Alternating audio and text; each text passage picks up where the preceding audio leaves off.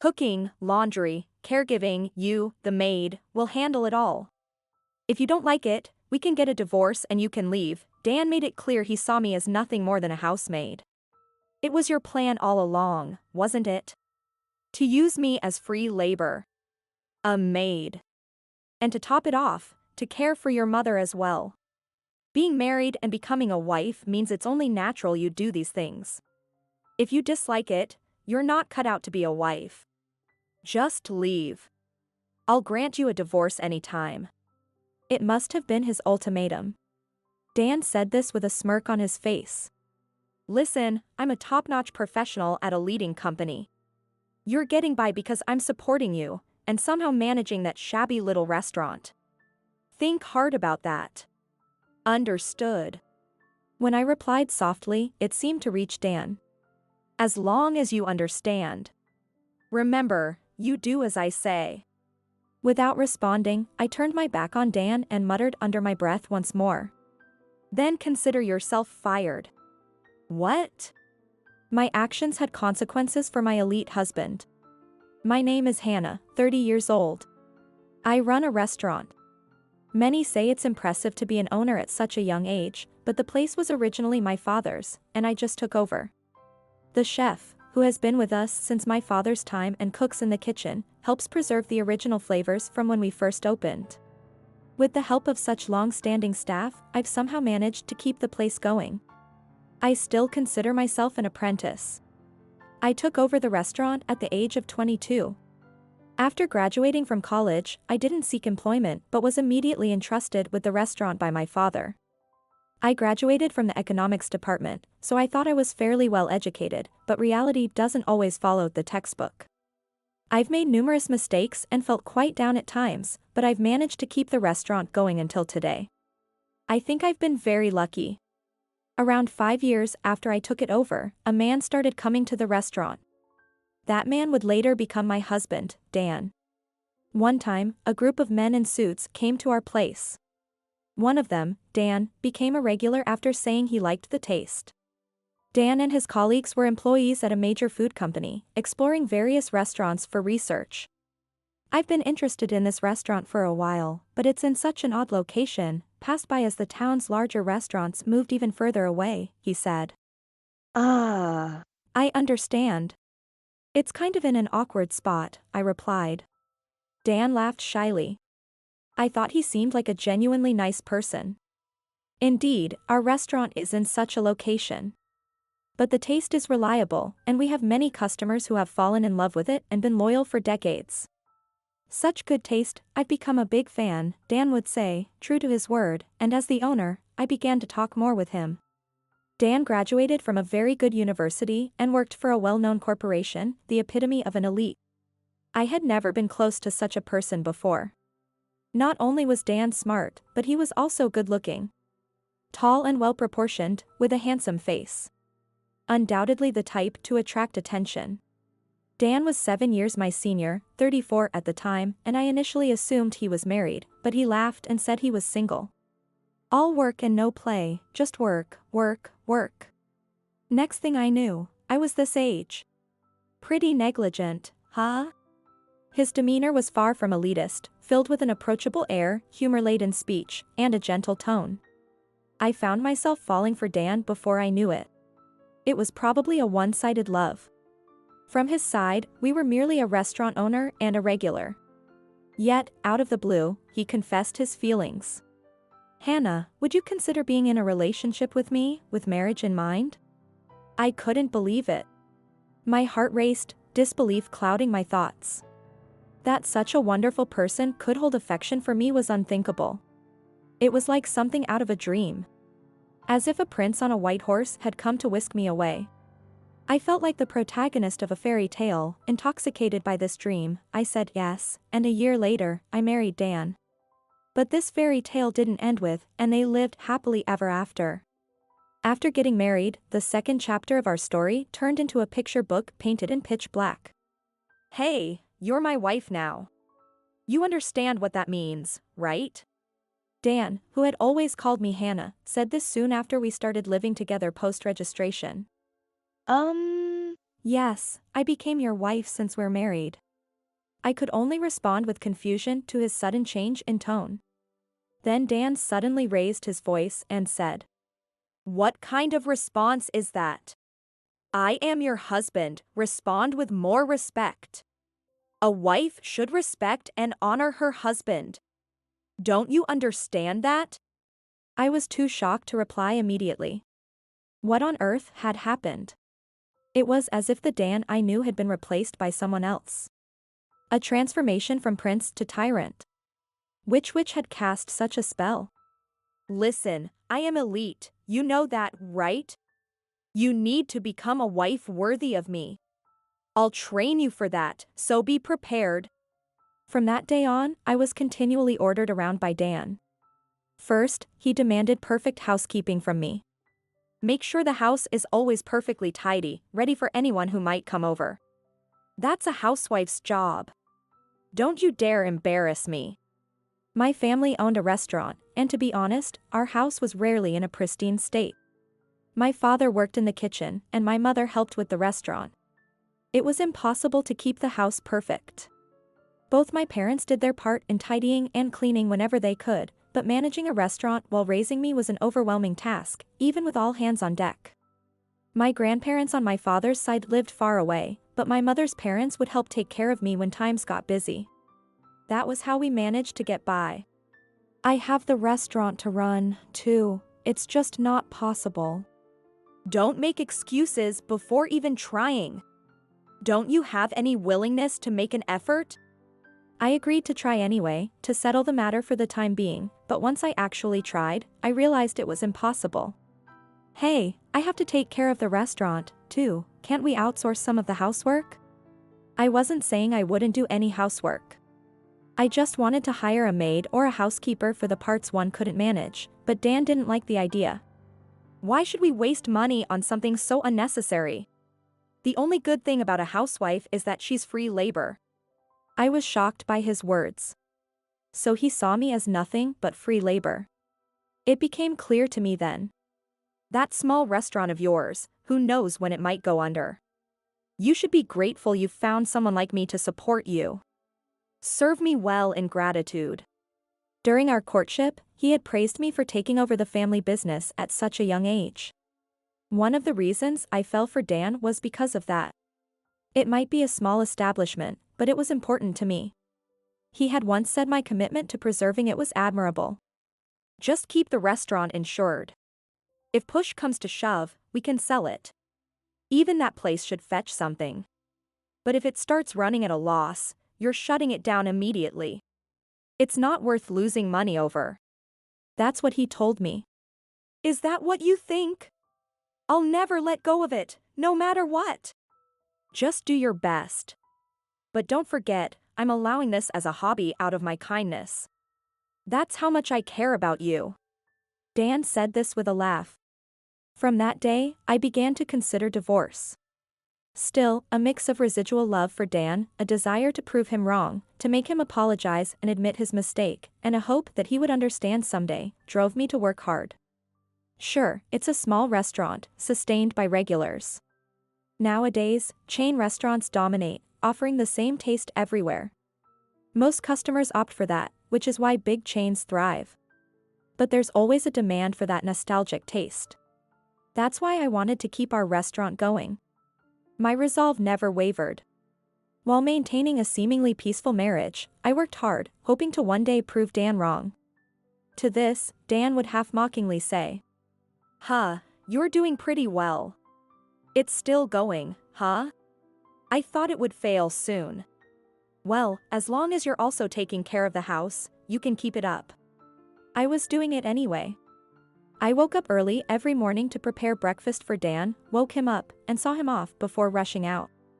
I worked hard at the restaurant all day, then did the restaurant ping, cooked dinner, cleaned up, served Dan his meal, prepared the bath, did the laundry, and set up for the next day, finishing up any leftover work. I managed everything by cutting down on sleep and efficiently planning my daily schedule. If the house gets dirty, I'll make you quit the restaurant immediately and sell it. Dan was probably waiting for that day. I felt it. He must have married me intending to have a free maid with assets. I was head over heels for Dan at the time. Knowing how I felt, he must have thought I'd never oppose him. That's why he chose me. It's surprising you're so dedicated to the restaurant. I thought you'd only have eyes for me once we got married. I feel betrayed. Dan said that at one point. The betrayal was on my side. I thought he had chosen me understanding who I am. I wanted to say that but held back. And then things got worse. My mother broke her bone and is hospitalized.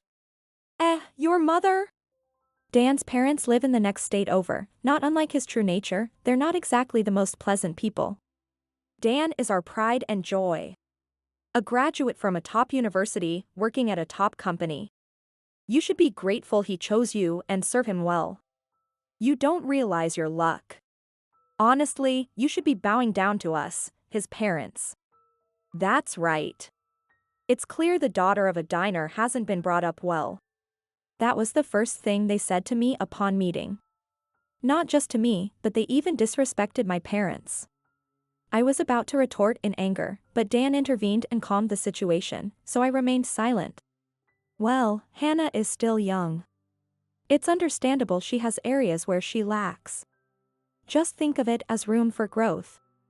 I should have realized the true nature of this family at that point. Back then, I was convinced that Dan was defending me, that he was on my side. Even after that, I continued to receive snide remarks from my in-laws. Really, I don't know why Dan would marry a diner's daughter. Yeah, Dan could have married into a better family, maybe a CEO or an executive's daughter. Hannah, think about that and show some filial piety towards us. Dan's parents seem to believe that only those who work in large corporations are first class, and anyone in other professions, especially service industries, are inferior. Even though I felt sorry for my mother-in-law's injury, I thought I should at least visit her. But then, Dan's words took me by surprise. She fractured her femur. She'll need surgery followed by a hospital stay and rehabilitation. You'll take care of my mother, won't you? But aren't hospitals restricting visits now? I could probably bring some gifts or visit, but taking care of her might be impossible. Who said anything about the hospital?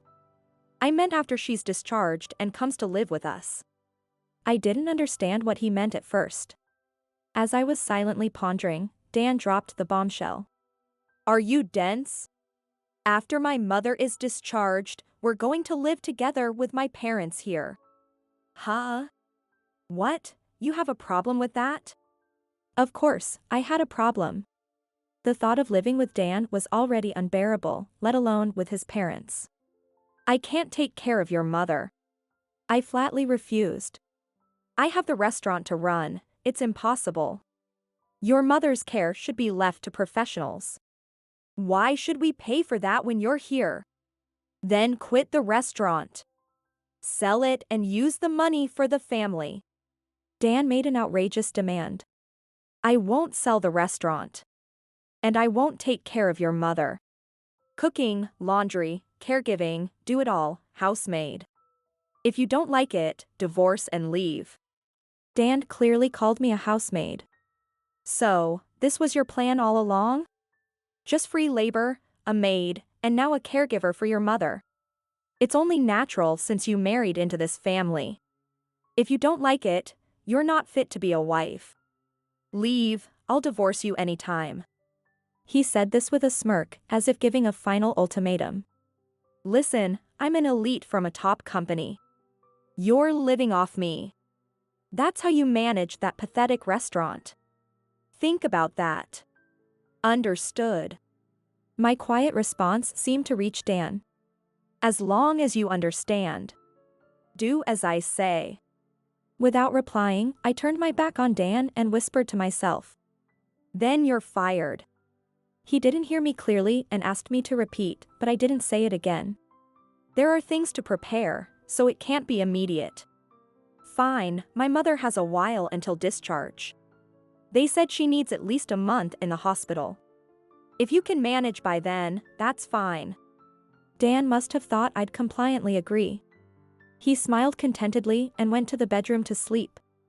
I had been preparing for 2 years, all for this moment. Yet, I had hoped, somewhere deep down, that Dan would return to the man he was before we married. I didn't want to believe that the happiness we shared was a lie. But my hopes were repeatedly dashed. I had to make a decision. I was ready. Hello, it's me. Yes, it didn't work out. No choice, let's proceed. I made a call, deciding to move forward. A month later, an economic news piece graced the newspapers. It was about the food manufacturing company Dan worked for being bought out by a restaurant group, likely to come under its umbrella. What the heck is this? Dan, frustrated, yanked the newspaper back and forth before tearing it apart down the middle. This has got to be a joke. Our company is top-notch. And to think we're being bought out by some lousy diner chain. He crumpled the torn newspaper into a ball and threw it against the wall. Damn it, what's going to happen now? This can't be happening. It was as if he was waking from a nightmare when he turned on the TV, only to find the same news being broadcast. It seemed the acquisition was indeed real. Damn, why is this happening? Dan slumped down onto the sofa, then began to furiously ruffle his hair. There's nothing to be done about it now. Here, take this. What's this? Upon seeing what I offered, his eyes bulged in shock. He seemed utterly astonished. What is this? That's a divorce paper. I'd recognize it without you saying. Why would you hand me something like this? Dan then crumpled the divorce paper and threw them. After the newspaper, this? But no matter how much you crumple it, nothing will go back to how it was. So why a divorce? Explain yourself. Appalled, aren't you? Forgot already? You're the one who mentioned divorce. He fell silent upon hearing my words, likely realizing the truth. I won't take care of your mother. I won't live with her. If that's unacceptable, divorce, you said, didn't you? Indeed, I said it. But that was, a figure of speech, because I thought you wouldn't listen otherwise. So, it was a threat. Dan didn't respond. I married you because I loved you deeply. I trusted you. But after being deceived and betrayed time and again, I decided on divorce. I took another divorce paper from the file and placed it in front of Dan. There's a spare, so feel free to crumple it up. If it runs out, you can always get more, or nowadays, how convenient, you can download and print it. Dan stared at the green paper placed before him again. This is a joke, right? He looked at me with pleading eyes. No. It's the truth, reality. You're not that kind of woman, right? To do something so cruel when I'm down. It seemed he wasn't going to accept it easily. What you've done to me, what you tried to do. Which do you think is worse? I took my time to tell Dan this. Remember what you said when we got married? A wife should respect and honor her husband. Dan didn't respond. I respected you even before we got married. That's why I decided to marry you. But after hearing those words, my respect for you vanished. People who step on others are also stepping on their own feelings. Dan looked down in silence. You saw me as a free housekeeper, and my cherished restaurant as a cashable asset. I realized that, but still, I loved you. Dan looked up with hopeful eyes. I'm sorry. I didn't know you felt so strongly about me, that's why I acted so arrogantly, forgive me. Tears streamed down as he grasped my hand. I'll change. Please give me another chance. I'll treasure you this time. I'm sorry. I pulled my hand away from his. Why? We loved each other. We can still make it work. No, it's impossible now. Because I've given up on you. That's why I decided to buy your company. Huh? Dan looked at me, confusion written all over his face. The major food and beverage group that bought your company, a big corporation with 1,900 full-time employees. I'm the president of that. Unfortunately, you're fired. No, this is no time for jokes. What are you talking about? Are you out of your mind? Dan said this with a half smile, but it was the truth. Well, let's put that aside for now. Here, take this. Confused, Dan took the envelope I handed him. Upon checking the contents, he let out a strange cry. What is this? It was evidence of Dan's infidelity. Documents from a private investigator and several photos. The secretary, an employee's wife, a new recruit fresh out of college, a woman from a client company, club hostesses, and who else was it? The list was unbelievably long. Dan was handsome. With his elite status, women were naturally drawn to him. Amazing, isn't it? Far too many for just the fingers on both hands. I'll be seeking alimony from all of them, including the other women, of course. Hey! What? Dan, faced with the documents and photos, trembled with a pale face.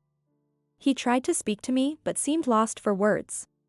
The issue here is the timing and locations of your affairs. A lot of them during what should have been work hours. Sounds like a breach of trust to the company, doesn't it? During supposed business trips outside the office, on trips, or while entertaining clients. The documents detailed these times and places meticulously, but in reality, he was meeting women. You've been investigating me like this the whole time? Yes, that's right. That's low. Dan threw the documents and photos at me. You used the money I earned to investigate this? No, I haven't spent a single penny of your money. Liar. There's no way you have that kind of money. Dan was an elite with a high salary. Though he treated me as nothing more than a free housekeeper, he did contribute financially to our household. You know I'm the owner of a restaurant. Yeah, that nearly bankrupt, barely breaking even place. It's like a hobby to you, isn't it? What kind of owner are you? True, if you only look at the management, it might not seem very successful. But that's not all there is to it. I let Dan in on the truth. That restaurant was for gathering information. What are customers ordering these days? What sells? That's what I was researching. The restaurant was started by my father and mother. From that first establishment, it has grown into a major chain with locations not just in the US but internationally. The company that acquired Dan's was the parent company of that restaurant chain. No way! It was no lie. The location was ideal for such research. The first restaurant's success was indeed due to my father's skills. But the growth beyond that was largely due to our understanding of customer preferences. You never talked about your family's business like that before. You tricked me. I didn't deceive you, I simply didn't say. When I started dating Dan and we began considering marriage, my father told me to wait and see. Looking back, my father must have seen through you. If he doesn't change after marriage, then tell him, he said. Back then, no matter the opposition, I would have married Dan. I suppose that's why he said what he did. What I told Dan when we got married was never a lie. My father had fallen ill, making it difficult for him to continue working. So, he asked my uncle to take over as president while he was nearly retired. Saying that I inherited the restaurant because my father was sick was true. He's stable now, but he underwent major surgery and received intensive treatment. As his only daughter, still young and fresh out of college, taking over the restaurant was also a learning experience for me because I was too young to be a president immediately. Even though I studied business administration in college, I lacked practical experience. I was also told that if I ruined the restaurant, I would not be recognized as a successor. So, I worked hard to protect the restaurant and earn approval to take over. Marrying a strange man and having the company taken over or ruined would be problematic. My father probably told me to keep silent, thinking that Dan was absolutely safe. I believed in proving that I could tell the truth. Well, that expectation was betrayed. My father also said this: if Dan turns out not to be the man you thought, then you must settle it yourself. That's only natural. Without being able to handle such matters on my own, I couldn't run a large corporation. So, I've lived these 2 years thinking, if you don't show remorse, then I'd make you regret it. Though I also wish things could go back to how they were. I sighed, picked up my smartphone, and made a call. After conveying only what was necessary and hanging up, the entrance chime soon rang, and I let the person in. "Who's that?" "Just watch and see." Soon, the doorbell rang again, and I invited the person into the room. "Mr. President." It was the former president of the company Dan worked for, which would now become mine. The former president bowed stiffly towards me. "Please, go ahead." Silently, the former president handed Dan a piece of paper. A termination notice. An official document. Dan was being dismissed for disciplinary reasons, including meeting women during work hours and charging personal entertainment as business expenses. In exchange for firing Dan, I had promised the former president to continue in his role, and he accepted the terms. Even small things add up to a big crime. What you did is a clear act of betrayal. You deserve to be fired. Dan stood there, stunned, but I had no intention of forgiving him. "If you understand, could you please leave?" "Why? This is my house." "This is a rental, right? The landlord says you can't stay here anymore." Dan looked utterly baffled. I decided to enlighten him further. "I bought this apartment. And you seem to have forgotten, but the lease ended last month. So, you no longer have the right to live here, and I'm not planning to renew the contract." Dan stood frozen in place. "We need to decide on the division of assets and who keeps the furniture, but for now, I don't want to see your face. Can you go back to your parents? Your mother should be getting discharged from the hospital soon, right?" She was due to be discharged from a month-long hospital stay in a few days. "Why don't you go back and prepare for her return? I'll contact you through a lawyer for the rest. Please take care of it." I handed Dan over to the former president. "If you come back, I'll report it as trespassing to the police. The divorce isn't finalized yet, but if the landlord says no, it's a no." Dan left the room silently, escorted by the former president. There's still much to do, but this marks a respite. My in-laws, having heard that Dan was returning home and we were getting a divorce, have been incessantly contacting me. "Hannah, you're such an amazing person. Why didn't you tell us? You truly are a wife to be proud of. The divorce must be a joke. You loved Dan so much. Can't you forgive a fling or two as a man's nature?" At first, they spoke arrogantly, but when they realized my intention to divorce was firm, they resorted to threats. "Because of you, Dan got fired. What are you going to do about it?" "We'll demand alimony. What you did is beyond despicable. Hiring a detective to investigate your husband's conduct. Imagine what will happen to your reputation if word gets out." When I told them to go ahead with their alimony claims or information leak without any reservations, they finally resorted to tearful pleas. "Hannah, I'm truly sorry. It felt like you took Dan away from us, and that's why I acted spitefully. Please understand, what are we supposed to do if you abandon us? If we've upset you, we apologize. So, please, could you forgive Dan? If you can't forgive him, how about just us? After all, we were once family, weren't we?" Of course, I refused all of it. As I've said multiple times, I will divorce Dan. If you keep harassing me, I will go to the police. I'm also considering filing a lawsuit through a lawyer. After actually getting a warning from a lawyer, the in-laws finally stopped contacting me.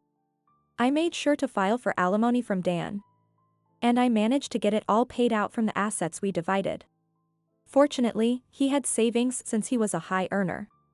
Now, having lost his job and savings, he's back living with his parents, and despite his previous disdain for the service industry, he's managed to find employment there, working from morning till late at night. Given his affairs with married women, it's only natural that their husbands would also demand alimony. I hope he works hard and pays it all off, no matter how many years it takes. I spoke with the women he had affairs with, and all of them claimed it wasn't serious. They were with him because he was an elite with money. They apologized, saying they were just dating him for that. Though I expected as much, regardless of the reason, engaging in such relations with a married person is illegal and they deserve to be sued. I made sure they paid the alimony to understand that. Hopefully, they've learned their lesson and won't repeat the same mistake. Later, I officially took over as president from my uncle. I asked him to take the position of chairman, planning to consult him on various matters in the future. Although my father's condition has stabilized, he's not in a state to work. Still, seeing me take over the company he built seemed to give him peace of mind, and I think it's made him much better. Occasionally, he would offer his opinions as if something just occurred to him. I'm grateful for that. I wish my parents a long life. That's my greatest wish right now. I caused them worry by getting involved with such a man. I've been quite the unfilial child, but I've settled my own affairs. It seems my father now recognizes me as a capable business owner. I hope to meet someone better in the future and make my parents feel at ease as their daughter, but for now, I think I'll stay single. Currently, the company is my child. I want to grow it bigger and more respectable. I've just taken my first step as a president. And I believe a bright future shines ahead on this path. Of course, I'm still running that restaurant. It's the origin for my parents and the start for me. My first child, which I always want to cherish. To never forget my beginnings, I want to keep valuing it forever.